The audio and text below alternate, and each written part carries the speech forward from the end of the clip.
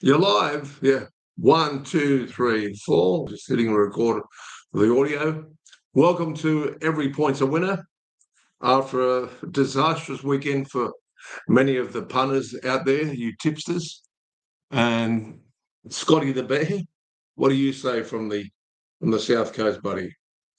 Yeah, it was a tough round of tipping, and so we're just going to quickly scout over the results.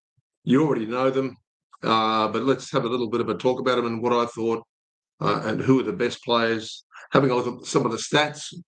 And so we'll go over that. And then hopefully Scotty will join us for round 3 preview on Thursday. He'll let me know through the week. And our tips went fairly well. I think Scotty got one parlay up, missed a couple. I missed one parlay by a chalk of dust, just a little bit of dust with Mari Tuolungi being disallowed that try against North Queensland against Cronulla. So let's have a look at Thursday's match, and that was where we got our nice little parlay. We had Bradman Best into Lucas, a very exciting match. Although Scotty tipped, you tip, you tipped the Dolphins, mate, to be tries better than the Newcastle. Well, I always thought that Newcastle, although they just beat West Tigers in the first round by 2 points, it was good form when you after the weekend. Let's think about that. So, but this time the Newcastle Knights threw the ball around, and some of those passes did stick. I thought Fletcher Sharp had an amazing game. The speed from when he takes off from dummy half is fantastic, and truly, although Scotty doesn't rate him, I rate him very, very highly. And a lot of the players do. Is his utility. He's played on the wing. He's played as fullback when Ponga was injured last year. But Ponga had a blinding game again. Some of his little jinx, and then creating the overlap, just drifting.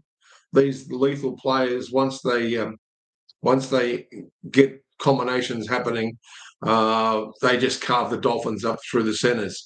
But it was 26-12 in front of Newcastle and their very loud vocal crowd. That was the advantage, and we can talk about the Warriors game, which will be next. The crowd over there. I did try and leg Scotty and I up onto the Warriors may bounce back, but after Manly scored such an emphatic victory in their first round, it was difficult to do so. So let's have a look at some of the stats from the match. Just clicking on that. And it was James Schiller went over in the corner twice. I did mention him through the podcast that he was very, very quick and a good new asset to the Newcastle Knights. Gagai went over, so that was one of the tips from Scotty. Well done, Scotty. And Lucas, of course, is always in my anytime try scorer. He's always thereabouts, and Fletcher Sharp set him up beautifully after making a great bust. I tried to talk Scotty into throwing in one of the forwards because they've got a really good forward pack, the Dolphins, but because Mark Nicholas went under the post, and their only other try scorer was Isaiah Kateo.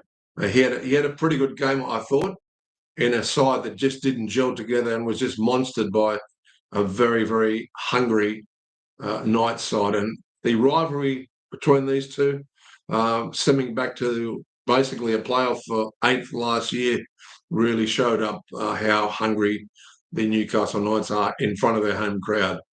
Kai Pittsball was sin bin. What else do you need to know about the match? The possession, it was 52% possession to the Dolphins, so they had the swing of the ball over 48. The runs, the kicks, they're all fairly even here, but the biggest tally is 39 missed tackles, and some of those tackles were quite soft from the Dolphins. and only 29, so 10 less for the Newcastle Knights. They are an amazing attacking side, Dolphins. And, of course, Hami Osai, Fado's try got called back after one of their players was interfered with. So I must say the work rate, the most tackles was 48 to Marshall King. Well, he's always been a legend of a player for the Dolphins. And my man, Dylan Lucas, 46. The most metres run, Bradman Best. You are a supreme athlete, 213. Set up beautifully by Ponga to score in the corner in the first half. And so we only had to wait, I think it was another 20 or 30 minutes for Dylan Lucas to go over in the 40th minute. So thank you very much there. And that gave us a little bit of money to play with for the parlays over the weekend. The weather conditions, I must say, were so stifling. People were collapsing in the street around here. It was so hot. And can you imagine being out on that football field? They did have drinks breaks, which they had over the whole course of the weekend, but the humidity and running in those Guernseys and tackling, it must have been extremely hard. I noticed some of my tips were the big forwards. They struggled. You could see Fanua Blake struggling as well. And all the big fellas, they really battled in that humidity. Okay, so that was game one. Going into game two, of course, this was on the Friday night. It was 36 Warriors over Manly 16. I had a gut feeling with my little footy tap parlay or a little gamble. I had 4 or 5 of the best players from Warriors, and I had a feeling they'd score first and lift the crowd. But it happened the other way around. Jake Trbojevic, not Jake Turbo, went over within the first 2 minutes of play and destroyed my idea of that the Warriors would score, and because most of the odds that were on the footy tap were $30, 46. Some of them were 35, and of course, Tavita went over second try scorer, so I wasn't quite accurate with that. But I did think any try early would lift them, and it did. So congratulations to Warriors. The form couldn't have been too bad out of Vegas with being destroyed by Canberra, because Canberra went on, as we'll speak later, and destroyed Broncos. Broncos came back a little bit, but really they're very, very hard to beat at their home ground.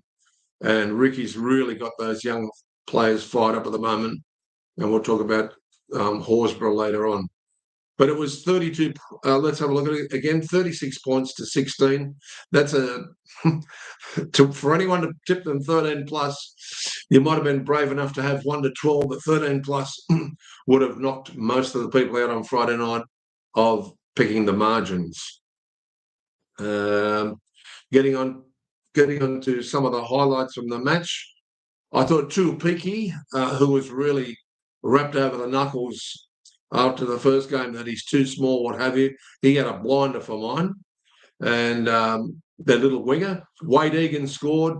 Luatai, the centre, scored. Roger Tuivasa-Sheck, don't they go off when he scores? I went off as well because I had him linked up, but I didn't have Tom Trbojevic Turbo. I actually had Ben. One of the sin bins coming from Jake Trbojevic, and it was professional foul after professional foul, and the ref had enough. Let's have a look here. Ruben Garrick, he shot fairly well. The miracle try came when Manly was still hanging in there from Garrick, and it was a millimetre from his foot going over the try line, and he knocked it back into Dale Cherry Evans, who scored an amazing try. A lot of people on the ground, from different angles, showed you that it did get the dust, but they awarded the try, and Manly kept in the game for a while there. But it was always, to me, Warriors putting a lot of pressure on the Sea Eagles, and it was never going to be a cakewalk over there, that's for sure. So learn that, folks. I must say to you, pay very strong attention to home ground advantage. Not only do you get the penalties, I mean, if you go to Brookvale, for instance, if we swing that around and Warriors go to Brookvale, it tends to be early in the match and it can make you suffer, where the referees from all the crowd getting in their ear, they're on the edge of their decisions. I'm not saying they're the wrong decisions, but they're definitely favouring the home ground team. So let's have a look here. Was there anything to note about the match? 54% possession to the Warriors. That made a big difference. Ball in hand, it's going to win you games. Let's have a look at the missed tackles. This was unlike Manly. 39 missed tackles. You cannot win a match when Warriors have only done 16 against your 39. So that's a big, big point of that one. This is what, well, I'm just taking it from the NRL.com website, so thank you, NRL. Most line breaks was Lehigh Hopewadi, but no one was there to support him. Great scrambling defence. Looking here, Wade Egan had one of his best games. As I said to you before, Tuapiki. Top tackler looks like Jake Travojevic. Well, that's no surprise there. And Wade Egan, 41. Most metres run, Lehigh Hopewadi again, phenomenal.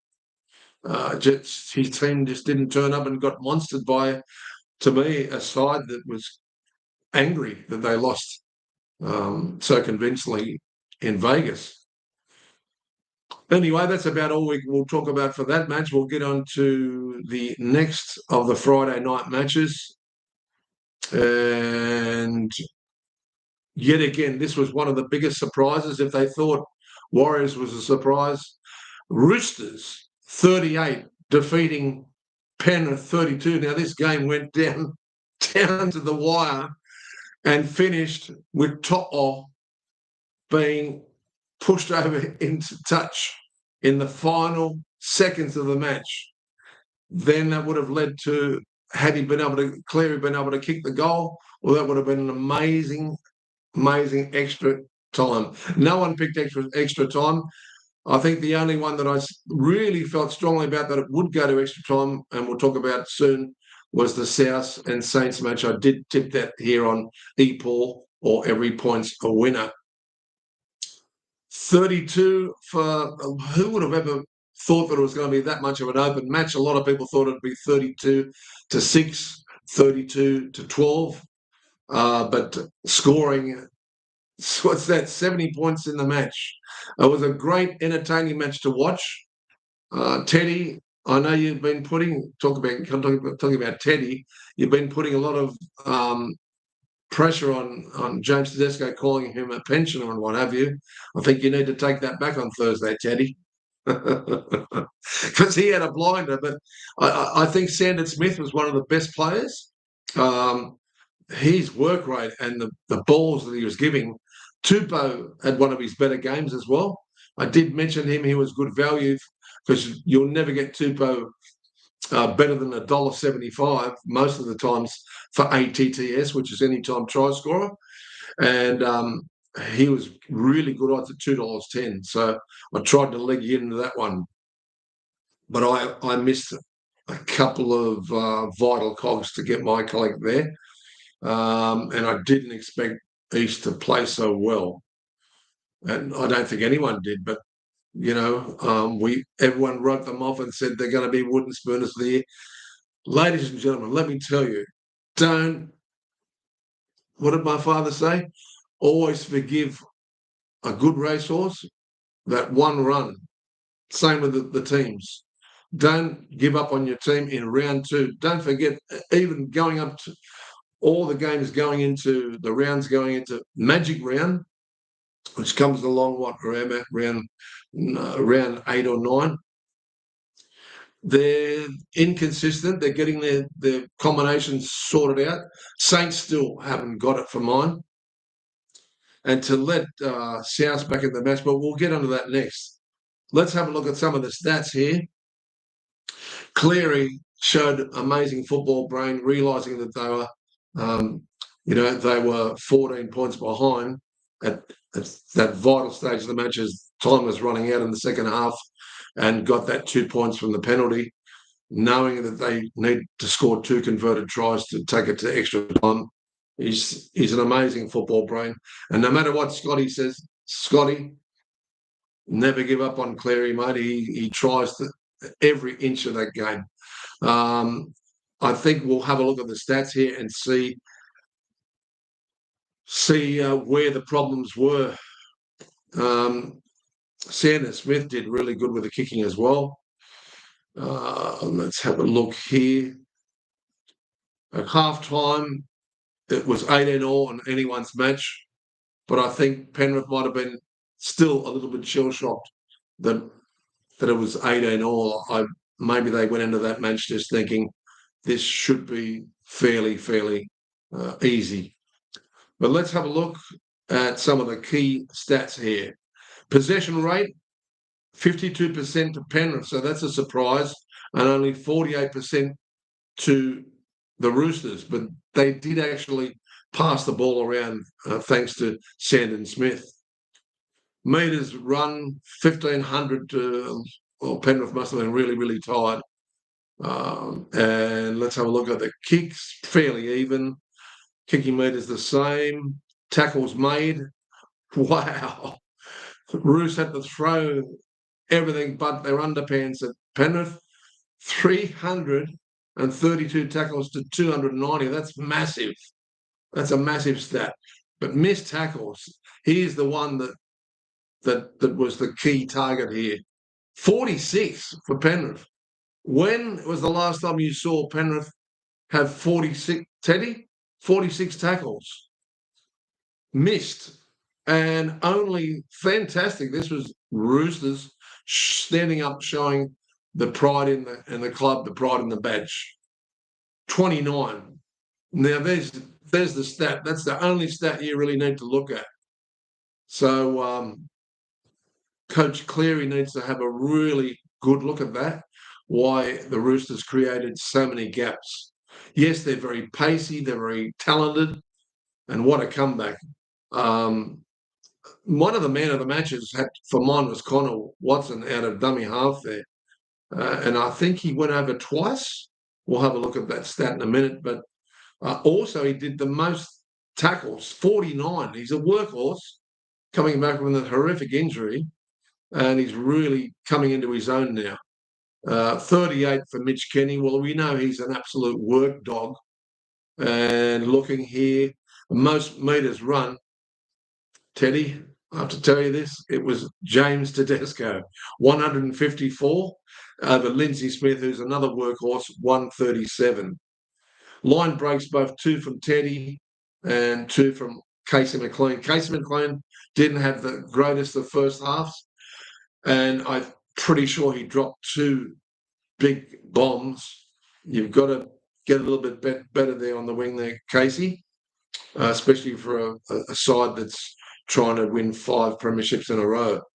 Nathan Cleary, well, we're not worried about fantasy points at this point in time. We just get that. So that was mainly that stat there that stands out to mine, and I've noticed it during the call. It was 46 missed tackles. So Penrith have got a bit of work to do. Don't forget, this Thursday they're playing Melbourne, and Melbourne are only having their second game off the bye. And that's going to be a repeat of the grand final. Whether it's going to be a repeat of the grand final to what happened last year, Penrith need to lift, and Coach Cleary needs to work on his side coming into a Melbourne side. The only advantage is Penrith are they're battle hardened, whereas coming off the bye, Melbourne can they be as sharp as their first win over Parramatta, which was embarrassing to Parramatta, and we'll talk about Parramatta before the show finishes. So going on to the next match, as my phone wants to keep on going back to the previous round. What the hell? Okay, just give me a second, folks. I have a gremlin in my phone. Rightio, we just have to shake that off now. So it's the first match, second match, third match. Here we go. Stop doing that. So either someone's having a joke with me, I cannot move down the list. And where are we here? Just give me a second, folks. Stop it. Teddy, can you give me your phone, please? Oh, these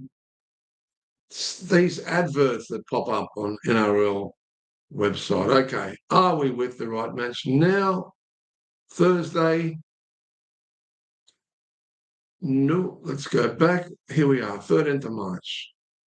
Thank you. Finally got it working. The ad just jammed that phone. Now, getting on to the next match, everyone strongly tipped St George. They lost by a field goal from this new player in South Sydney, and it was a left footer, an amazing way. It crushed the hearts down at Wollongong of many St George supporters. Some faithful that I saw in the something fishy fish and chip shop up the road here after the game. They'd worked their way back to Sydney, and they weren't totally disappointed. But God, certainly, if I was a mad St George supporter, I would say having a big lead like that and letting South come back into it, I would have been fairly disappointed. Let's look at the tries here. Sloan went in twice. Well, I thought he played good as a subby on the wing. Kyle Flanagan, there was question marks over his position last year. I really think he's come into his own. Coach Flanagan's son, Cody Walker. Can you believe it, Scotty? Last week when we had him for any time try scorer, he couldn't go over the line. This time he goes over the line. That try, though, there was question marks. There was someone standing in the ruck.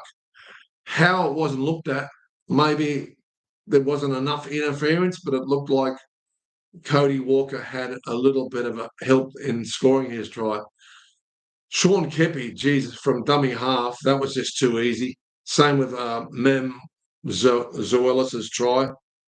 Mem Zoelis' try, he just jumped over from dummy half. Very, very easy. Christian Pilato, please, can we get rid of this? Yeah, it's fun and all that, and your side's leading, but in the end, you're having egg run down your face because you can't get a win. I don't know. I don't like it. I wish the commentators would stand up more against it. And yes, you can celebrate, but stop being, I don't know. I won't say it. We won't go down that path, but it doesn't look good, bud. It's great that you're excited and all that, but pull your head in just a bit for the second week in a row. Valentine Holmes, what are you doing? What are you doing? The conversions, not 2 from 5. Here was I rating him as one of the best goal kickers in the game. Something's not right, mate. Change your boots. Horrendous. Jamie Humphries. Oh, Jamie Humphries' field goal came from nothing. There was 2 drop balls. He's picked it up, turned on a dime, and he's not a small boy or a small man. I don't mean to call him boy, but he's, basically he's not a small figure. And what a snap to win the game for them. Just looking here, yeah, Val Holmes went for that 2-pointer. He was nowhere near it. He's really got to do some work on his kicking, because someone that was shooting at 75 to 85% last year has not brought his game to St George at this point in time. Half time, it was 14-12, and then Saints blew the game with a really nice lead, and a lot of the people down there in Wollongong thought it was home and hose. But South, the rivalry between South and St George, the South Saints winning the most competitions consecutively, and I think South winning more competitions of the NRL over their longevity, both of them, in the game. There's always great rivalry between them, no matter what you say. And so for those St George people who thought it was going to be a whitewash, you can never tip Saints to whitewash South. Not with when they've got a coach that's won so many premierships and had so much experience. You cannot write him off. Okay, let's have a look here. The possession rate, 51 to St George. Wow, just they didn't do much when they had the ball. 49. So it was still fairly even. The runs, St George had it on the runs, total metres run, running, trying to tackle South in that second half. St George kicks 21 to 19, fairly even. Same with the kicking metres, fairly even. Tackles made, wow, 377. That's going to tie you out in that heat, even though they were on the coastline. The heat was still immense all weekend for some of those bigger players. Let's have a look here. The missed tackles, 31. That's a surprise figure. 31 missed tackles for South Sydney and only 18 for St George. So there's something missing there. There is something missing. Hopefully Coach Flanagan can get it back. Most tackles, Toby Couchman in there. Unfortunately, he suffered another horrific injury. Toby Couchman, he may be out for the season, unfortunately. Sean Kepi, 40 tackles. Big lad. Wow. I don't know whether he's 6'5" or 6'6", 6'7". He's a giant. And you got to pay respect for him when he's close to the line, that's for sure. 311 most run metres for Jai Gray. He had a superb game, though he was monstered, and that's what I was talking to Scotty about. Do you remember, Scotty, a couple of episodes ago, that when the big boys are going to come at you, going to be hard to keep out. And I think Tupolotta ran over him at one stage. Most line breaks, 3 to Tupolotta, speaking of the devil, and Jai Gray 1. Is there anything else we need to know about that? But the missed tackles is a bit of a misread there. 18. So too many for South as well. They need to sharpen up in that department. Overall, an entertaining game, but not for the St George supporters. That's 2-0 for 2 now. So they really need to pick it up. I think Suar went off with a bit of a strained hamstring. There was a few injured players there we can talk about later on. I do have the injury list. So let's move on now. Let's move on now to the second of the games. And this was really hot. It was hot in Sydney, but can you imagine it up there in Townsville? Sharks 36. Now, this was predicted. It was, thank God, a lot of the punters were saying, thank God for one of the favourites finally getting up. Kyle Ero ran in 2 tries. Surprisingly, Nakora, my tip for the anytime try scorer, ran in 2 tries, but one was disallowed. There was a blocker there. Stone Street ran in 2 tries. He was one of the legs that I had, but I did something really, really lazy. I'm going to tell you, people, if you got your $1 or $2 that you're having on some of these parlays to get a bit of value, don't be lazy. So I basically tipped to Scotty Britton Nakora into Samuel Stone Street. as one double. Two doubles, Samuel Stone Street into the winger Murray Talangi. And yes, the dust brought it back. Would have been two nice doubles. But what I did, which was so lazy of me, I put him in a three-leg. How stupid was that? And so I didn't get my collected all instead of getting pretty much my main tip, which was Britain Nakora as the standout, into Murray Talangi. I got a feeling that Scotty had switched to Scott Drinkwater, but he couldn't pick up the second leg also because he had Jesse Raymond, who's been very good for him in the past, to go over for his double. Scott Drinkwater played much better than the previous week. They've still got a lot of work to do. Jackson Perdos, some of his chase downs, one of his ones on Stone Street was amazing. The half time was 16-6, so they didn't really come back from that. They tried their hardest, but they've still got a lot of work. Let's look at the key stats here. 56% possession to Cronulla Sharks, 44 and that's not enough ball in hand for North Queensland. All runs, Cronulla were just running at them non-stop. No wonder they were tired. And the run meters for Cronulla were phenomenal. 1,918 versus 1,472, possibly because you couldn't hold the ball, North Queensland. Kicking meters, very strong kicking game from Cronulla, very good. Tackles made. Now this is going to tire you out in those sort of conditions. Tackles made 362 for North Queensland, 306 for Cronulla. Missed tackles, 37 for North Queensland. You can't do that to an attacking side, a very good attacking side like Cronulla. Most tackles, 43. Blake Brayley, he's an absolute work machine. So is Reece Wobson at 42. Samuel Stone Street, most metres run, he was all over the park, making the wingers tired chasing him. 229. Most line breaks, Stone Street. He's got to be nearly one of the man of the matches here. Kyle Hero, forget about the fantasy points, but that's a lot of hard work for Coach Payton to come up with. Let's go to the next match, which was, here's one, Scotty.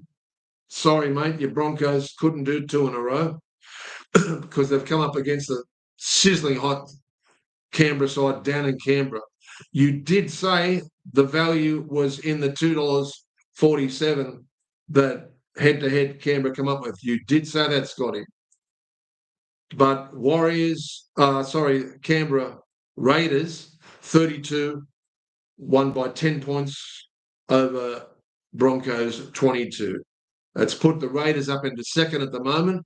It is early, but they're up to second, and Broncos from second back to sixth. Let's have a look at some of these key stats here. I thought Jesse Arthur's had an absolute rip snorter, an absolute blinder. Yeah, he went in 3 times, but he did a few things in the game that he really put his body on the line. I thought the kicking game from Reynolds was fantastic. He did get that 40-20 to keep Broncos back into the match. Half-time, it was 16-10, and basically Canberra, they never really got headed. Tamika had a blinder. Tom Starling, one of the man of the matches. But the man of the match came in the way of Matty Nicholson, the import. Josh Papali, that was one of the tips from you, Scotty. You ended up throwing out Papali for your second leg, but you didn't stay with him, but he scored a cracker under the post. Selwyn Cobbo, amazing. He had a disallowed try late in the match.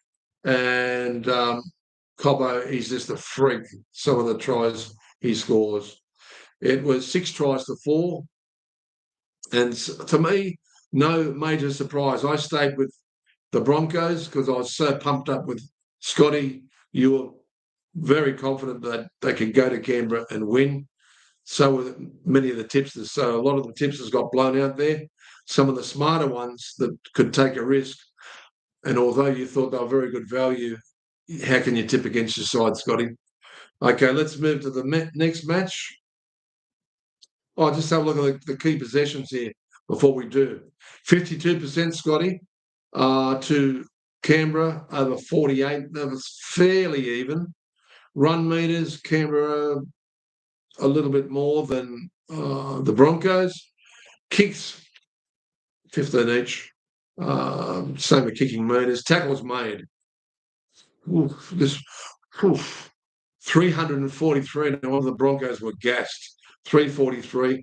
Very fast attacking side with a lot of youth and good performing youth from Canberra and a crowd that gets behind them with those drums, those Raiders drums.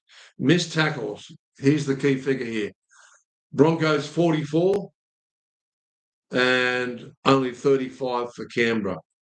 Most tackles 44 for Corey Pakes, mentioned in the podcast by Scotty that he was a workhorse. Most run meters came from Dean Mariner. Oh, that was your second leg. That was Scotty's second leg. You were so unlucky. The double movement, the first was momentum, but then he's had another go and it was disallowed. So very unlucky with a good value double there. Josh Papali into Dean Mariner. But most run meters, so he had a pretty blitzkrieg game. Most line breaks were from Sebastian Chris, one of my favourite players, and Dean Mariner. And that's about it. There was some hope there, I must say, from the Broncos. I don't know how they could have changed that match because Canberra just came out with an attitude that we're not going to lose this game. But we'll move on to the next match. And so a lot of the tipsters were blown out there as well. And the next match came in the Sunday game. It was, Scotty, I just want to mention one thing, Scotty. You said if Parramatta, now you were tipping Parramatta to win fairly comprehensively. You said if Parramatta didn't win this match against West Tigers, you were not going to tip Parramatta for the rest of the competition. I'm holding this to you, Scotty. I'm holding it to you. Well, Tigers came to play. And how good does that Newcastle West game look now? 2 winners out of that game, 2 good winners. West 32 smashed Parramatta 6. Amazing they got out of jail, I think, in the last seconds with Sean Russell. I did try to mention to you, Scotty, that Sean Russell may score a try. But there was gaps all over the park. And West Tigers are an attacking side. They've had those young attacking players. Jerome Buller had a blinder. Let's have a look at some of the stats. And this was at Combank Stadium, so there was no excuses. Yes, Parramatta's got all new players, but they were just monsters. Sonia Taruba, what a buy he's been coming out of the Penrith into the Tigers. He had a blinder. I think he scored a triple. Let's have a look here. Yes, and Stafford Tower. What a try. What a try that was. Lockie Galvin. You did mention, Scotty, how much you like Lockie Galvin, that he's going to need a bit of time to gel. Well, he stood up in this game. He was one of the best players on the field. The 2-kick try involving Jerome Luai and Galvin was so entertaining. It reminded me of the old days, the kicking game of, say, Para, East, and also when I was just lost my train of thought for a second there. Yeah, it reminded me of the old Bulldog days where there were so many kicks in their creative play. And I'm talking about Stevie Mortimer and even who was another one? Morris. Stevie Morris used to do that little chip over the top. But Lockie Galvin picked it up and had the foresight to see the other two players waiting there. And Gerard Skelton picked it up. What an amazing try that was. Adam Dewey was very solid. I know you're a big fan of Dewey, Scotty. Lomax. What are you doing? What are you doing, new coach? Jace, put him on the wing no matter what he says. I can't see him going forward here. Out of position. He wants to play centre. Yes, okay. But, brother, if Moses comes back soon, which he should, you need to go back to the wing. Anyway, his try was disallowed, and there was a total blocker in there, and the expletives that was coming out of Lomax's mouth were, I guess, called for. Half-time 16-0, that was mentally earth-shattering for the home side. And let's have a look at some of the key stats here. 51% to West Tigers, 49 to Para. West Tigers were throwing it around at least, and they looked good, didn't they? They looked really good. The young players, they're starting to really show amazing ability. And they've always had it. They've always had that potential. Lockie Galvin, are we talking about a player within 2 years that's going to be the next, with his experience? Are we looking at another Andrew Johns or someone of that calibre, or Freddie Fittler? He's just, I really, really like him. I liked him as the young kid when he came in as an 18-year-old, what have you. Excuse me. All runs, 172 to Parramatta. That's interesting. But 182 to the Tigers. All run meters fairly went to the Tigers from all their breaks. Their kicks, 23 to 16 Parramatta, because you couldn't hold the ball. Tackles made, 327. They were fairly even, and 326. Missed tackles, here's the key figure. Let me get that lemon. Key tackles here, 41. Very dry in the air at Sydney today. I'm just getting a little bit of that lemon. Suck a lemon, as they say. Well, Parramatta are sucking lemon. Terrell May, 43. He was the workhorse. Amazing that he was on the pitch for so long, because at East he was never given long stints like that. But I'm glad Coach Marshall has really got him out there for longer. Gerard Skelton, most murders run, 184, fantastic. Lomax, 197, but still, I still think he's out of position. Sonny Taruba, most breaks were 2. Sean Russell, 1. And that's all we really need to see there. Missed tackles, 41 over 33, only 33 for the Tigers. It was a fantastic win.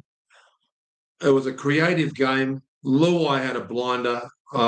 There's good and better things to come from West Tigers. I want to see them come up against one of the biggies of the competition. That'll be the true test for the very, very happy Tigers. Let's get on to the next match, because we're nearly wrapped up here today. And the last match was Bulldogs at their home ground, behind a big vocal support there of their locals and people from Belmore and all over Sydney. Packed it out. It was sold out during the week.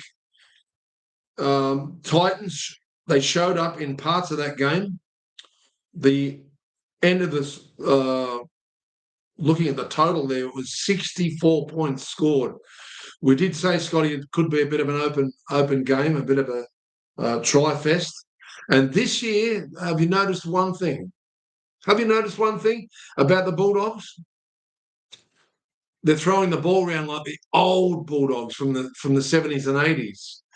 They worked on all their defence. They're happy to let a few in now, and now they're throwing the ball around like the old Canterbury that we were used to. Fantastic. Let's have a look there. Montoya scored in the first minute, mind you. Mahoney scored a beauty, or Marnie. Josh Curran, he was one of my anytime try scorers, but I couldn't pick up the second leg, which was Bronson Sherry. So disappointing when you get the first leg, and Curran was 9-2, so it was really good value. Jacob Preston got a lucky try off a kick. Kurt Mann, mate, player of the match. I think he's re-signed recently. The latest news is Connor Tracy's always solid at the back there and scored the last try. Jojo Fafita, I tried to lead him into you wanted David Fafita as your anytime try scorer. 2 or 3 times I mentioned during last Thursday, Scotty, to chuck in Jojo Fafita because he was still around about the $2.10 mark there. Tino Fa'uwasilamali, you can laugh at that. I can't even say it. Fa'asa Maluali. Let's just call you Tino, the big fella with the long hair, the rock and roll look. He scored a cracker under the post on the burst. That's the way I want to see my anytime try scorer forwards running, like Bobby Lindner, 15 metres back on the burst, son. Bang, bang, under the post. Great try from Tino. Tino, we'll just call him Tino F because I can't get your name out. Not this morning anyway. I need another coffee. Khan Pereira, unfortunately, suffered an injury. I think he's done a hamstring. He had a cracker out on the wing there. Those 2 tries, I think Serrano wouldn't have been happy at that stage when 2 tries came in. And I guess it was in Burton's corner. Burton went off with that injury halfway through the first half. And unfortunately, Kikau in the last minute has done his MCL, the medial crucial ligament, and both, it looks like one of the best kickers in the game. And he had a blinder, that couple of runs that Burton had out in that first 15, 20 minutes. He had an absolute blinder. Steve Crichton, the captain and legend, New South Wales player, had to cover so much ground.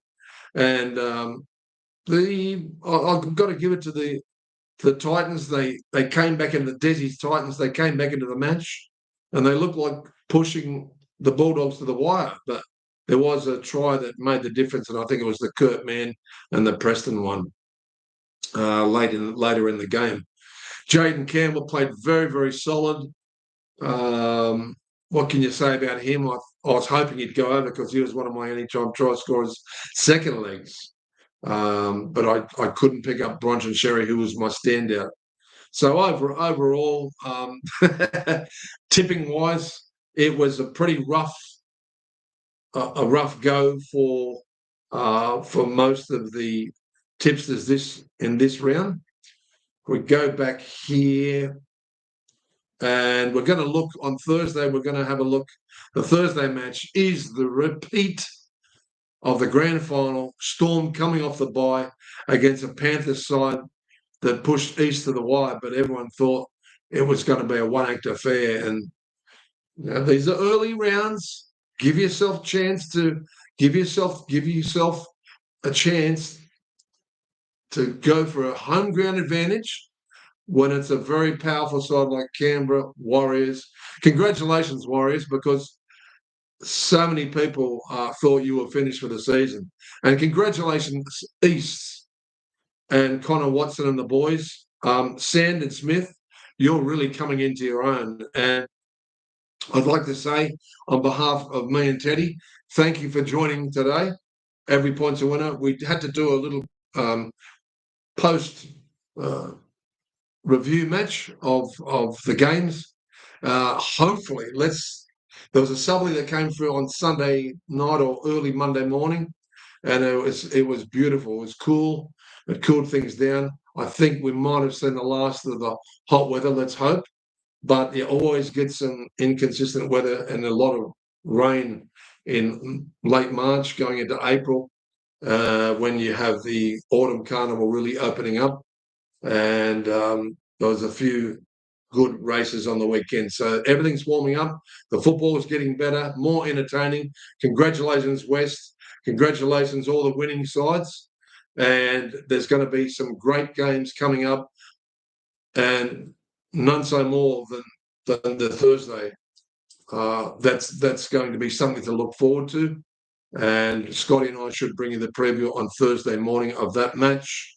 The other games, just looking at the other games here, there's still some crackers. Warriors and Roosters, Broncos versus Cowboys. Think Brisbane will bounce back there. Sharks versus Bunnies at Shark Park. That's going to be interesting. Dolphins versus Tigers. That'll be a test for the Tigers because they're both attacking sides. And Dolphins with the Wolfie boy, Coach Wolf, didn't he have a foul look on his face on the weekend? And he would have because he's put a lot of time in to the Dolphins taking over after the Super Coach. So that's another interesting game too, is the Titans versus the Knights up there. Parramatta versus Bulldogs, the old rivalry. Will we see Parramatta get whacked now that they've lost two of their main players, Bulldogs? That's going to be very interesting. And the last game of next week's round is Sea Eagles. This is going to be a good game at Brookie, the old Brookie, or Pines Park, whatever they call it now. Sea Eagles versus an on-fire Raiders. Join us, please, ladies and gentlemen. Thank you very much. Thank you, Teddy. Thank you for coming all the way from the South Coast. No, Teddy is the fill-in, of course, and we might call him Teddy Tedesco just to upset Scotty. But Scotty, thank you very much for helping us today, Teddy Tedesco. Don't write him off. No one's a pensioner in this game. They wouldn't be paid all that money. Don't be kind to them, Scotty. And we'll see you on Thursday, Scotty. We'll see you, all you beautiful people. Thanks for joining Axel, Commentator Supreme, and we'll see you here back in the studio with hopefully not Teddy. You're going to have a rest, Teddy. And you've got the right colours on there, though, haven't you? Unfortunately, your Swans got beaten by 2 or 3 points and it was the repeat of the grand final. So we'll see what happens in the rugby league repeat of the grand final next week. Join us next week here on Every Point's a Winner. Goodbye for now. Have a beautiful day. Don't suck too many lemons. Bye.